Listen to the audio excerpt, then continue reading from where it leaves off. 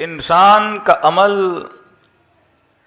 مقام معرفت سے تب دور ہوتا ہے جب انسان اپنی معرفت حاصل نہیں کر پاتا، کیونکہ مجلس ترحیم ہے، اور خدا نے برملا کہا کہ انا للہ و انا الیہ راجعون، تم سب میری طرف سے ہو اور تم سب میری طرف پلٹ کے آنے والے ہو۔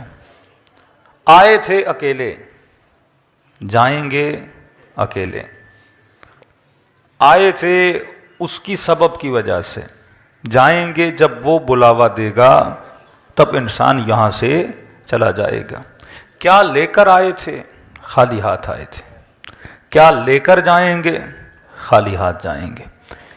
کون سی چیز ہے جو انسان کا سرمایہ بنتی ہے؟ وہ انسان کا عمل ہے۔ اس کی دلیل یہ ہے کہ جب کوئی انسان دنیا سے جاتا ہے، آپ اس کے گھر جاتے ہو، اس مرحوم کے گھر، اس کے بیٹوں کے پاس، رشتہ داروں کے پاس، آپ کیا لے کر جاتے ہو؟ شاید کوئی پھول کا گلدستہ لے کر جائے، لیکن وہ مرحوم کو فائدہ نہیں دے گا۔ جو بھی بندہ مرحوم کے گھر جاتا ہے، نہ کھانا لے کر جاتا ہے، نہ کوئی دنیاوی چیز لے کر جاتا ہے۔ چار لوگ آپس میں بیٹھتے ہیں، بھائی کس لیے آئے ہیں؟ کہا فاتحہ خوانی کے لیے آئے ہیں۔ مطلب مرنے کے بعد بھی اگر مجھے کوئی چیز فائدہ دے رہی ہے، وہ ایک چھوٹا سا سورہ فاتحہ ہے، ایک سورہ فاتحہ۔ جس بھی مرحوم کے گھر جاتے ہیں کیا پڑھتے ہیں؟ سورہ فاتحہ۔ کیا کرواتے ہیں؟ قرآن خوانی۔ اب انسان یہ سوچے کہ پوری زندگی جس فاتحہ سے میں دور رہا، پوری زندگی جس قرآن سے یہ بندہ دور رہا، اور مرنے کے بعد بھی جو لوگ میرے گھر آ رہے ہیں وہ کیا پڑھ رہے ہیں؟ قرآن پڑھ رہے ہیں۔ تب امیر المومنین فرماتے ہیں کہ وہ شیعہ ہو ہی نہیں سکتا جو کم از کم دن میں 40 آیتیں قرآن کی نہ پڑھے۔ قرآن کی دوری خدا کی دوری ہے، قرآن سے غفلت خدا سے غفلت ہے، کہ بندہ خدا تو آنکھوں سے خدا کو دیکھ تو نہیں سکتا، ہاتھوں سے خدا کو لمس تو نہیں کر سکتا، کوئی ایسا وجود نہیں ہے کہ جیسے تو دیکھ کر یہ کہے کہ میں اللہ کو محسوس کر رہا ہوں۔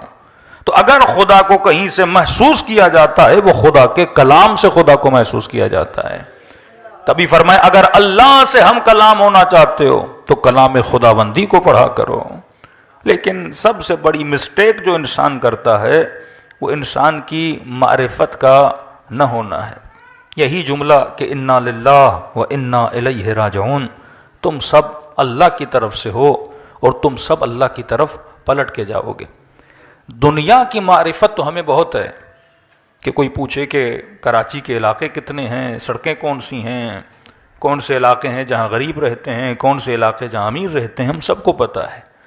لیکن اس عالم میں جہاں ہم سب نے جانا ہے، اس کی ہمیں کتنی معرفت ہے کہ عالم برزخ میں کیا ہونا ہے، محشر کے مقامات کون سے ہیں، مرنے کے بعد کی زندگی انسان کی کیسے گزرے گی، اصلاً مرنے کے بعد ہم اپنے والدین سے مل پائیں گے کہ نہیں۔ کئی مومنین کہتے ہیں مولانا کیا مرنے کے بعد اہل بیت سے ملاقات ہوگی کہ نہیں، اور اگر ہوگی تو کیا جب میں چاہوں تب ہوگی، جب دل کرے تب امیر المومنین کی زیارت ہوگی، رسول خدا کی زیارت ہوگی، کیسے ہوگا؟ تو امیر المومنین اور میرے چھٹے امام جعفر صادق علیہ الصلوۃ والسلام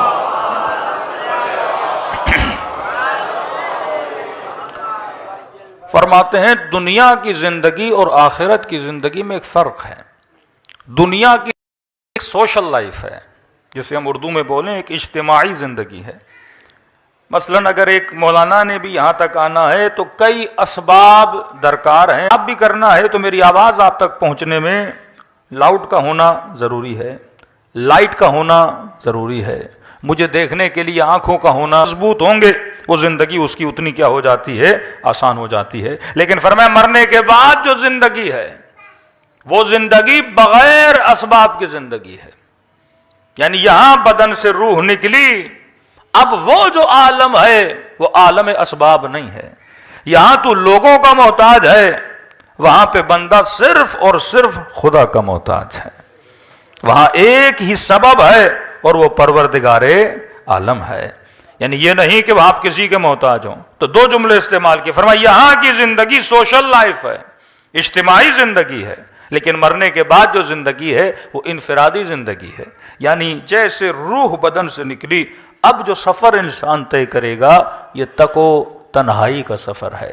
اب یہ نہیں کہ باپ مدد کرنے کے لیے آ جائے، بھائی مدد کرنے کے لیے آ جائے، کوئی غیر مدد کرنے کے لیے آ جائے، کہ نہیں، جتنے سال انسان سفر کرے گا تک و تنہا سفر کرے گا۔ کہ مولا کیا وہاں پہ کوئی مدد نہیں ہوگی؟ فرمایا اگر وہاں پہ کوئی مدد ہوگی بھی تو انسان کے اپنے عمل کی مدد ہے۔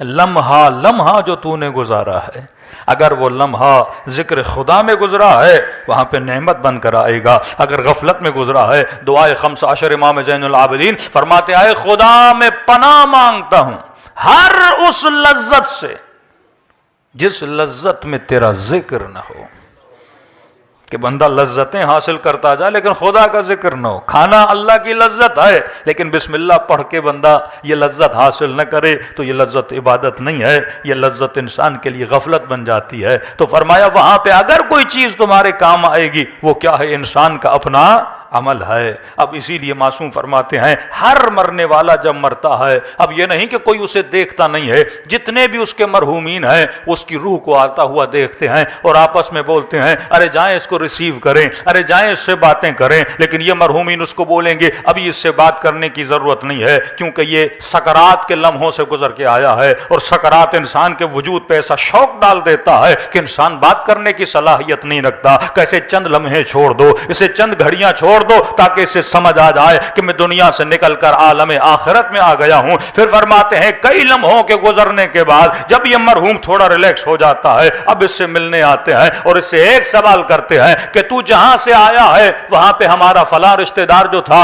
اس کے حالات کیسے ہیں؟ اس سے پتا چلتا ہے کہ اوپر والوں کو نیچے والوں کے حالات کا پتا نہیں ہے اور نیچے والوں کو اوپر والوں کے حالات کا پتا نہیں ہے، لہذا یہ حالات کی معلومات کس سے لیتے ہیں؟ جو دنیا سے وہاں جا رہا ہے، کہ یہ بتا جو وہاں پر ہے اس کے حالات کیسے ہیں۔ یہاں تک بھی ان کو علم نہیں ہے کہ زندہ ہے یا مر گیا ہے، مالی حالات کیسے ہیں، زندگی کیسے گزر رہی ہے۔ فرماتے اگر یہ بولے گا کہ وہ مر چکا ہے تو ان کے چہروں پہ مایوسی آ جاتی ہے، اس کا مطلب مر تو چکا ہے لیکن ہم اس سے ملے نہیں ہیں، اور اگر ہم نہیں ملے تو اس کا مطلب یہ ہے یہ وادی سلام کی طرف نہیں گیا ہے، وادی برہوت کی طرف گیا ہے۔ اور اگر یہ سنتے ہیں کہ وہ زندہ ہے تو ان کے چہروں پہ خوشی آ جاتی ہے، اس کا مطلب ابھی تک اس عالم میں آیا نہیں ہے، اور وہ دعا کرتے ہیں کہ پروردگارا اگر مر جائے تو اسے وادی سلامتی میں لا کر کھڑا کر دینا۔ صلوات پڑھے محمد وعلی محمد پر۔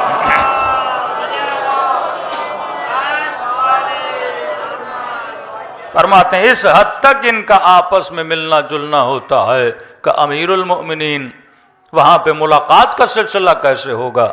فرمایا انفرادی زندگی ہے، وہاں طبقات ہیں، جو بہترین عمل کا مالک ہے وہ اوپر کے درجے پر ہوگا، جو کم ترین عمل کا مالک ہے وہ نچلے حصے میں ہوگا۔